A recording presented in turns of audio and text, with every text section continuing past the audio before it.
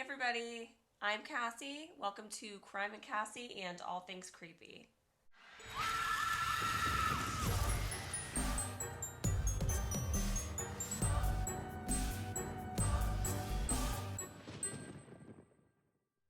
The real crime today is my voice.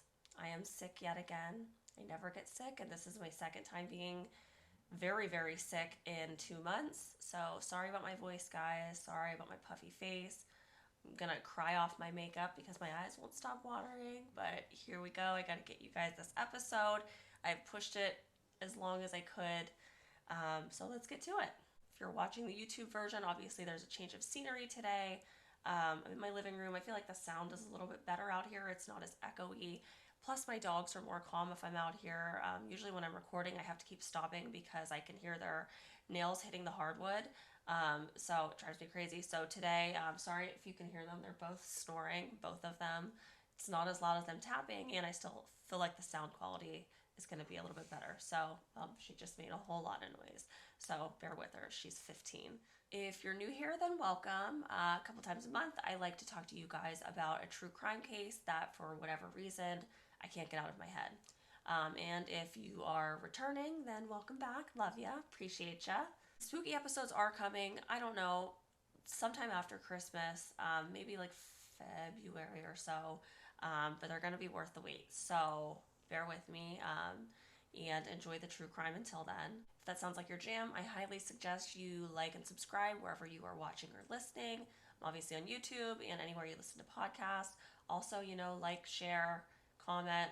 Reviews are awesome. The last episode, I started doing something that I want to incorporate into every episode, which is just a brief overview of a missing person or an unsolved case. So if you guys can just wait it out till the end and just take a look, and if you have any tips, I'll give you all the info you need to make sure that those tips end up in the right hands. Today's case is a rough one, and if you're like me, you'll go back and forth on who the real victim is, and maybe at the end we'll disagree. I don't know, but I still love ya. I don't usually do trigger warnings because if you're watching this, it's gonna be the worst of the worst, but I feel like I should issue one today because it's a lot. This story contains accusations of rape, murder, and incest. So if that's too much for you, don't take offense. I will see you next episode. I'm going to take you to the morning of February 6th, 1986, in the town of Seldon, New York, which is in Long Island. 42-year-old James Pearson is getting ready for the day. He happens to be an electrician, and he works for the union, but he also has a side business of his own where he basically installs cable boxes. James had lived in Seldon since he was a teenager. He actually graduated from Newfield High School in 1962. It's been a rough year for James and his family. His wife, Kathleen, had passed away less than a year earlier, and his son, James Jr., or as they called him, Jimmy, had recently moved out. So now at home, it's just James and his two daughters, 16-year-old Cheryl and 8-year-old Joann. His daughter Cheryl had been late for school the previous day, so he's, getting ready for work like any other day. He pops his head in just to make sure she's awake, and then he is making his way to his driveway to leave for work. So he goes outside, he's making his way to his vehicle, he's in his driveway when suddenly he is shot 5 times in the back. Somehow nobody hears this, and Cheryl ends up finding her father face down in a pool of his own blood in their driveway.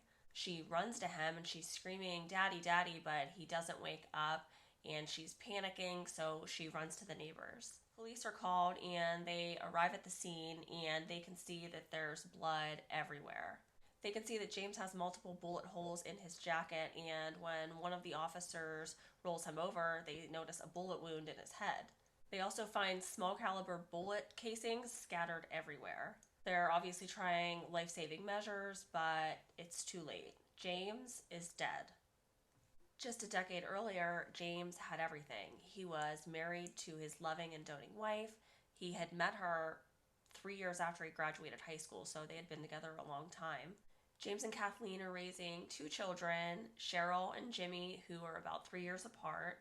By all accounts, they were a super normal couple. They would go bowling together every Thursday night. James coached Jimmy's Little League games. The kids would, ride their bikes around the neighborhood. Kathleen is the softer parent. She, like a lot of moms, would put everyone before herself. James was more on the stricter side. He keeps his kids on a tight schedule. Their family becomes complete in 1976 when baby girl Joann is born. Jimmy and especially Cheryl are a little bit jealous of Joann when she's born. Cheryl kind of feels like Joann's taking her mom from her, but eventually she comes around and Joann becomes Cheryl's world. They're 8 years apart, but it's like having a little built-in best friend for Cheryl. Unfortunately, the happy times don't last for long. On Joann's second birthday in 1978, Kathleen has to be rushed to the hospital. Kathleen ends up getting diagnosed with a rare and terminal kidney disease, and after being admitted that day, she doesn't leave the hospital for 9 months. It's a slow and brutal disease. She was constantly in and out of the hospital after that. She would have to go every other week for dialysis. She ends up undergoing 2 kidney transplants. By all accounts, James takes great care of Kathleen, and while he's tending to her, Cheryl's at home and she's kind of taken over some of her mom's responsibilities. She ends up, really taking care of Joann and becomes like a mother figure to her. This becomes the status quo for the next few years, and soon enough, Cheryl is a teenager. At just 16, she has all these responsibilities at home, so much so that she feels guilty anytime she leaves Joann, so she tends to neglect her social life. But she loves school. That is her escape from all the stress at home, and she actually goes to the same high school that her dad went to. She has plans to go to beauty school after she graduates, but while she's there, she's focused on school, but not only school, cheerleading. But even with all that on her plate, she still can't help but notice something. And what is it? It's a boy. That boy is a classmate of Cheryl's and a senior at Newfield High School, and his name is Rob Cuccio. The two of them actually met at a square dancing event at their high school. How adorable. Rob's your traditional 80s Italian Long Island guy. Like Cheryl, he comes from a very strict family. His dad was a New York state detective. Rob's got a sweet mustache. He's got mustache for days. Well, maybe not for days, but I don't know. We'll call it porn star chic. Anyway, sadly, on February 13th, 1985, Kathleen passes away. The Pearsons are obviously very devastated, but they're happy to know that she's not suffering any longer. Cheryl unfortunately finds out about her mom's passing in the middle of a school day. So as she's collecting her things to leave, she's stopping at her locker. Rob rushes out there to console her, and he's overall just really there for her. Cheryl's 16th birthday comes just 3 months after Kathleen's death, and prior to Kathleen passing, she and James had planned on having this massive Sweet 16 bash for Cheryl. So James is like, you know what, we're going to proceed, we're going to have this party for you. And the two of them even share a dance to the song 16 Candles, and it's a really heartwarming moment, and everybody claps, and it's super, super sweet. Rob is also in attendance, and when the DJ later plays 16 Candles again, she shares a dance with Rob, and I'm sure it was very cute, and they had all the butterflies. Soon after, Rob and Cheryl make it official. The family is seemingly doing their best to move on with their lives, but by February of 1986, James is lying dead in his driveway. An investigation ensues, and police determine that James had been shot with a .22 caliber rifle 5 times in the back and once in the head. They're searching the home, and they're like, this is a really nice house. He has motorcycles, he has antique cars. The estate was actually worth more than $1 million, and just as a reference, today that would be $2.7 million. So they're like, how does an electrician afford all of this? Yeah, they make great money, but this is crazy. Did he have some kind of extra income that we don't know about on the side? They're also seeing tons of guns everywhere. They start interviewing those closest to James, and they find out that he has a lot of enemies, and the few friends that he does have, they love him, but they also fear him. James had an explosive temper. He basically wanted everything his way. They find out he owned property upstate, and if the tenants didn't pay on time, he would threaten to shoot up their car.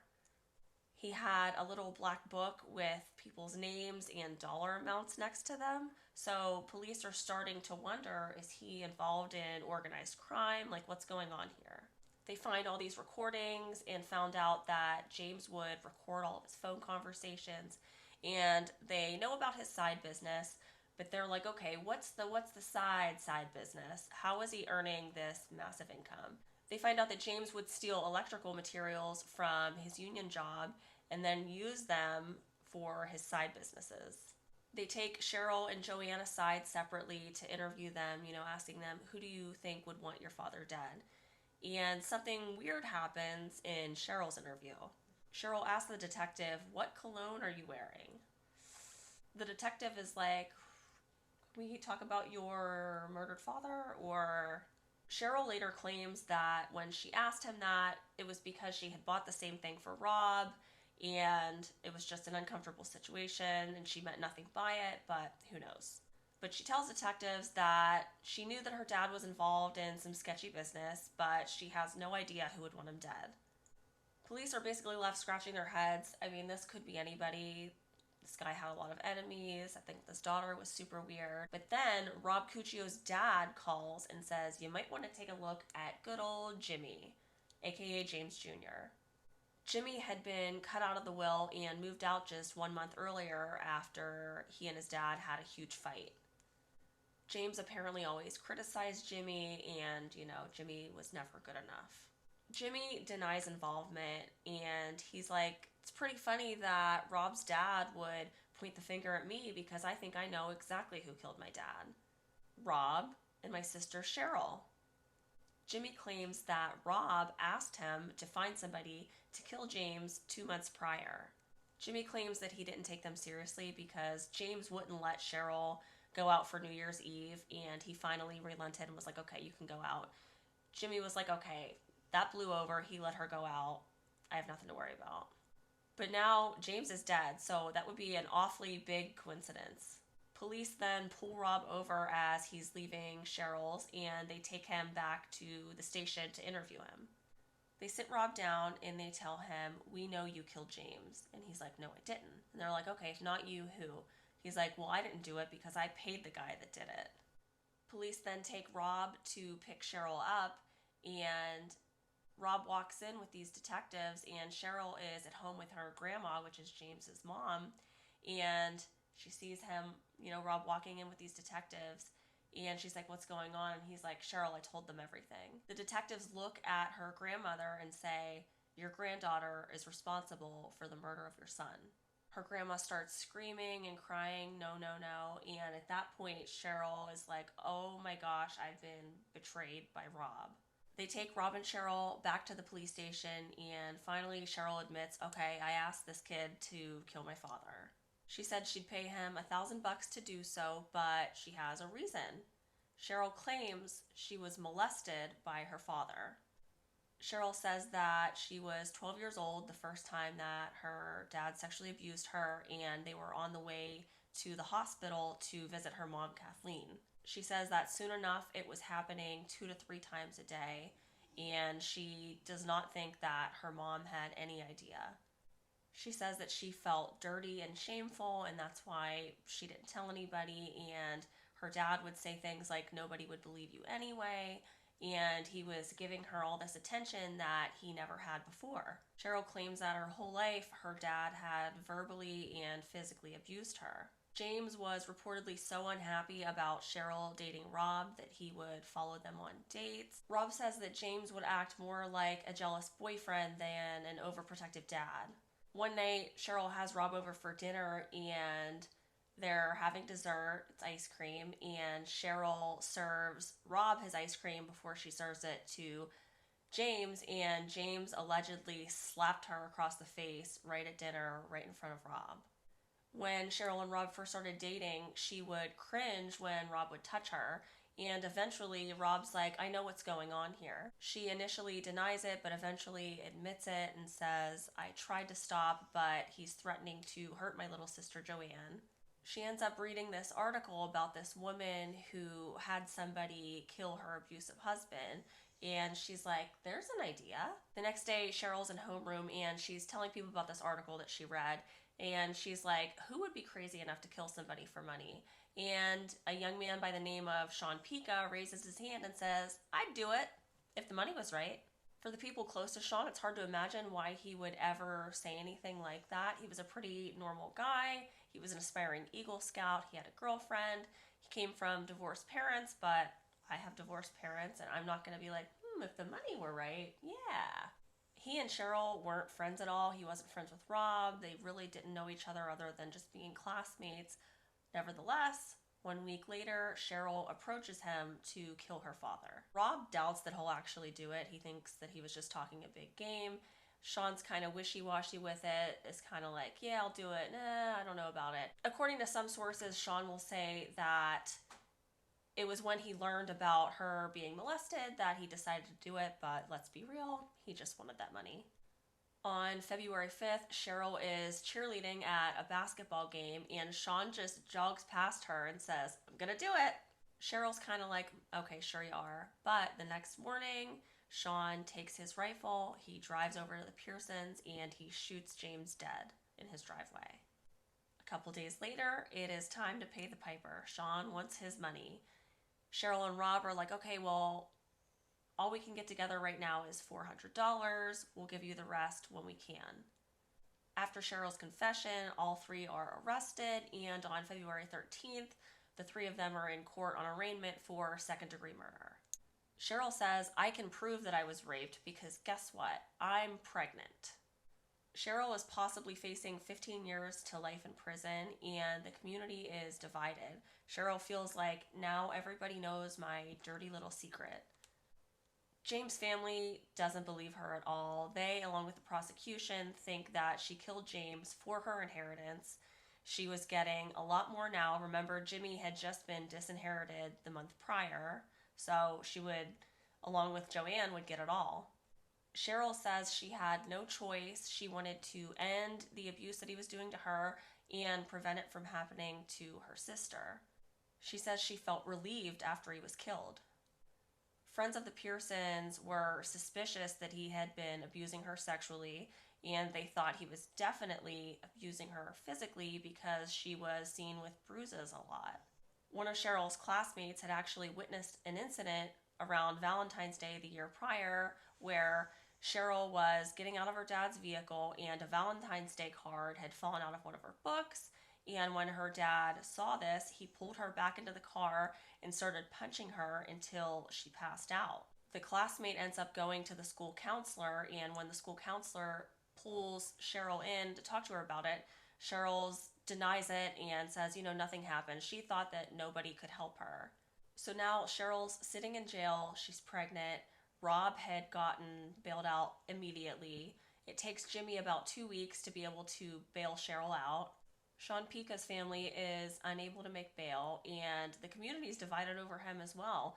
Some people think he's this horrible hitman. Others think he's a hero for saving Cheryl from her father's abuse. Cheryl ends up being rushed to the hospital bleeding and has a miscarriage. They test the DNA, and it turns out it's Rob's. This obviously weakens her claim of sexual abuse, so on the advice of her attorney, she pleads down to manslaughter. Cheryl admits she needed to plead guilty because she did something wrong. She shouldn't have had her father murdered. She should have told somebody. She should have went to the authorities, something else other than killing him. Rob's charges end up getting dropped to solicitation, so he ends up getting 5 years of probation. Rob claims he did his best to answer all of the DA's questions about the murder without throwing Cheryl under the bus. Sean ends up pleading down to manslaughter, and he's sentenced to 24 years in prison. Sean claims he did it because he thought he was just helping out a friend. When it finally becomes time for Cheryl to be sentenced, the judge sentences her to 6 months in Suffolk County Jail and 5 years of probation. Cheryl actually faints when she hears the verdict, but what did you think was going to happen? Come on. Prosecutors had asked for a 2 to 6 year prison sentence, so be thankful. Some think that sentence was harsh, others think that she got away with murder. But for Cheryl, when those jail doors closed, she said she felt safe for the first time in a long time. After 3 months, Cheryl is released on good behavior, and Rob is waiting for her as she's released. And he says seeing her face walk out of that jail is still one of the best feelings of his life. Cheryl says that while she didn't think it was fair to do any jail time at that time, that now she knows that was probably the right decision by the judge. Cheryl and Rob get married in 1987 and end up having 2 daughters together. Cheryl says that that day that Rob came to her locker to comfort her when her mom passed, she felt in her heart that her mom had sent him to protect her because her mom couldn't do it anymore. In December of 2002, Sean Pica is released from prison after serving 16 years. While in prison, he ended up going through their college prison program, and after he was released, he ended up joining the board of directors. I mean, if they're going to get released, it's nice to see that somebody made something of themselves and prison did what it's supposed to do, rehabilitate you. So, I mean, that's good to hear. While Cheryl does regret involving Rob and Sean in all of this, she says she is glad that her dad's dead. Cheryl and Rob, along with a ghostwriter, eventually write a book about everything that transpired, titled Incest, Murder, and a Miracle. It ends up being made into a movie called A Deadly Silence. James's family completely maintain his innocence. They firmly believe that Cheryl concocted this whole thing just to cover her tracks and get that inheritance. At one point, Cheryl's Aunt Marilyn, who is James's sister, confronts Cheryl and says, if he was doing all these horrible things, why didn't you kill him yourself? And Cheryl's reply was, how could I do that, Aunt Marilyn? I loved him. And that, folks, was this week's very cringy episode. I don't know. Either way, it sucks. She either killed her father in cold blood, or he really did all of these horrible things to his own daughter. I don't even know what's worse. To me, the latter. Witnesses saw the physical abuse, so at the very least, he wasn't a very good guy. If you watch interviews with Cheryl and Rob, I just find them believable. I don't know why, but I do. I believe her. Either way, the whole situation sucks, but it seems like Cheryl, Rob, and Sean all went on with their lives in a positive way. So there's a silver lining, I suppose. I don't know. Now just stick with me just for a few more minutes. This is this week's missing person. Alexandria Lowitzer, or as her friends and family called her, Allie, was last seen on April 26, 2010. She had just turned 16 years old and had recently gotten a job at the Burger Barn in Spring, Texas. That day, Allie had just told her best friend that she would see her tomorrow and then called her mom to ask if she could stop by work and pick up her paycheck and possibly work a few extra hours that night. Her mom says yes. When Joann gets home around 5:30 and Allie's not home, she's not panicked, but it is weird because Allie usually stays in constant contact with her mom, communicating with her, and she hasn't heard from her. By about 8 o'clock that evening, Joann still hadn't heard from Allie, and the Burger Barn closes at 9 o'clock and usually took about a half an hour to close down, so Joann's like, okay, I'm going to drive out there and see what's going on. When she gets there, they say that they hadn't seen Allie that day. Surveillance footage from the school bus shows Allie got off the bus around 3 p.m. The last eyewitness accounts of Allie state that she was walking away from her home, basically exiting her neighborhood. The last communication recorded was a text message she sent to a friend at 2:57. When Allie was last seen, she was 5'2", about 145 pounds. She had brown hair but had recently dyed it dark red. She had an ear and nose piercings and also had braces. She goes by the nicknames Allie, Alex, or AJ. Anyone with any information regarding Allie's whereabouts are asked to contact the Harris County Sheriff's Office at 1-713-221-6000 or the National Center for Missing and Exploited Children at 1-800-843-5678. I'm also going to link a website where you can contact Joann directly. Thank you guys so much for tuning in, and thank you for bearing with me and all my yuckiness. This was Crime and Cassie and all things creepy. Don't forget, wherever you're watching or listening, to like, subscribe, review, share. You can follow me on social media everywhere at crimejunkie. As always, lock your doors, wear your SPF, and if someone talks about hiring a hitman, do not raise your hand and say, I'd do it. Keep your hands to yourself. Just sit on your hands, okay? If you can't control it, just sit on your hands. Don't do it. It's never worth it. Never a good idea. Bye.